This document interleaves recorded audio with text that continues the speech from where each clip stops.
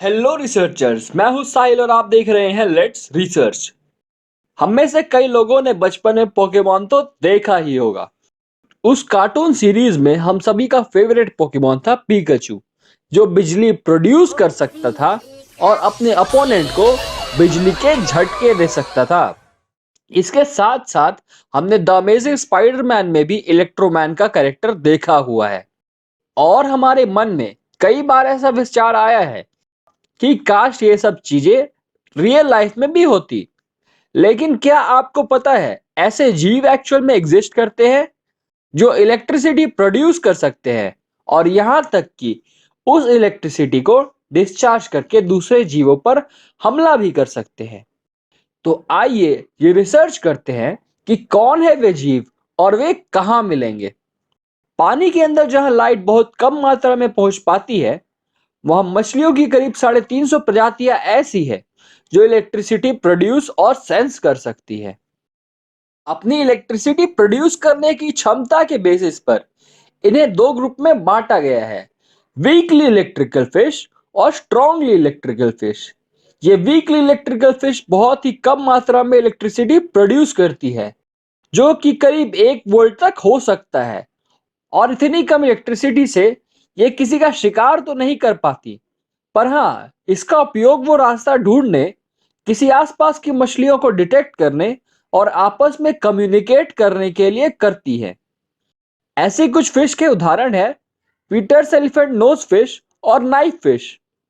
ऐसी मछलियों में डिस्क शेप की कोशिका होती है जो एक के ऊपर एक स्टैक होती है।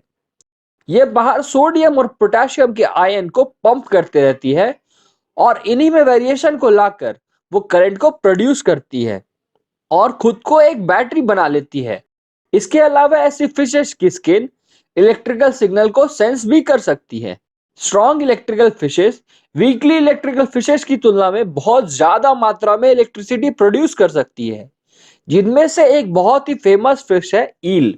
वो नेविगेशन और कम्युनिकेशन के लिए इलेक्ट्रिकल सिग्नल का तो यूज करती ही है, इसके अलावा वो शिकार के लिए भी इलेक्ट्रिसिटी को बचा कर रखती है। ये किसी शिकार के पास जाकर इलेक्ट्रिकल शॉक वेव्स छोड़ती है, जो उस शिकार के मसल को कॉन्ट्रैक्ट कर देता है और पूरी तरह से निष्क्रिय कर देता है। इसके बाद ये मछलियां उस शिकार को जिंदा ही खा जाती है। इलेक्ट्रिकल ईल्स करीब 600 वोल्ट तक की इलेक्ट्रिसिटी प्रोड्यूस कर सकती है। ईल्स के अलावा कुछ और भी फेमस फिशेस है जो हैवी अमाउंट में इलेक्ट्रिसिटी प्रोड्यूस कर सकती है, जैसे इलेक्ट्रिकल कैटफिश जो करीब 350 वोल्ट तक की इलेक्ट्रिसिटी प्रोड्यूस कर सकती है और इलेक्ट्रिकल रे फिश करीब 220 वोल्ट्स। समझ रहे हैं ना, 220 वोल्ट्स। इतना इलेक्ट्रिक पोटेंशियल तो हमारे घर पे पावर स्टेशन से आता है, जिससे हमारे घर के सारे अप्लायंसेस चलते हैं। तो क्या कहते हैं आप सब? है ना ये मछलियां जीते जागते पिकाचू जो पोकेबॉल में नहीं पानी में रहते हैं। इन मिस्टीरियस मछलियों से जुड़ी एक और मिस्ट्री का आज तक पता नहीं चल पाया है कि ये खुद को इलेक्ट्रिक्यूट कैसे नहीं करती है। तो कैसा लगा आपको हमारा ये वीडियो? ऐसे ही ऊट पटांग सवालों के जवाब के लिए हमारा चैनल सब्सक्राइब करें।